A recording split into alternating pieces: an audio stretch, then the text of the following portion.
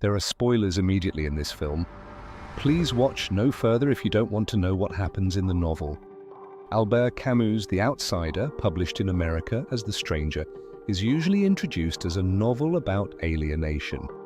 The hero is a lonely man in an indifferent universe.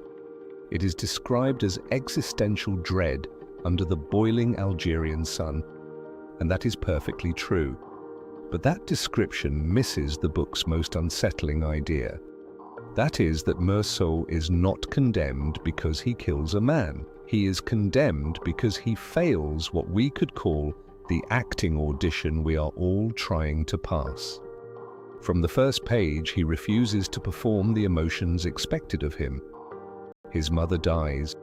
He does not cry on cue. He drinks coffee beside the coffin. He notices the heat. At the beach, he notices the light. In court, he notices the absurdity. Again and again, Meursault commits a social crime. He doesn't act as society believes a bereaved son should act. This is what makes him dangerous. Modern societies are surprisingly tolerant of wrongdoing. What they struggle to forgive is nonconformity. We forgive sins more readily than we forgive breaches of etiquette. A murderer who expresses the correct remorse is easier to understand than an ordinary person who neglects the proper emotional script. Camus knew this. That is why the novel's famous murder arrives almost like a narrative decoy. Readers remember the gunshot.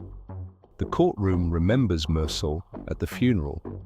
The prosecutor practically puts Meursault's personality on trial.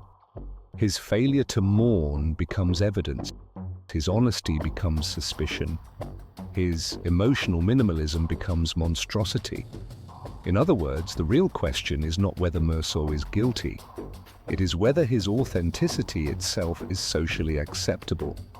The answer, Camus suggests, is often no. Yet the novel is not celebrating coldness. Meursault is not a philosopher hero, nor a model citizen. He is frequently passive, limited, and morally inadequate. Camus is too subtle to turn him into a saint. Instead, Meursault functions like a chemical reagent. Drop him into society and its hidden assumptions become visible. We discover how much collective life depends on ritualized feeling, rehearsed narratives, and mutually agreed fictions. Near the end of the novel, whilst facing execution, Meursault arrives at a strange liberation. He stops asking for explanations. He believes that the world offers no grand design, no cosmic customer service desk, no final justification. For him, there are only the stars, the night air, the certainty of death.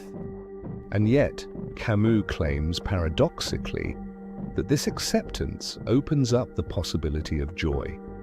That is Camus' enduring provocation. The outsider is not outside society because he lacks feelings. He is outside because he refuses to counterfeit them. And that, he says, is what society really cannot accept.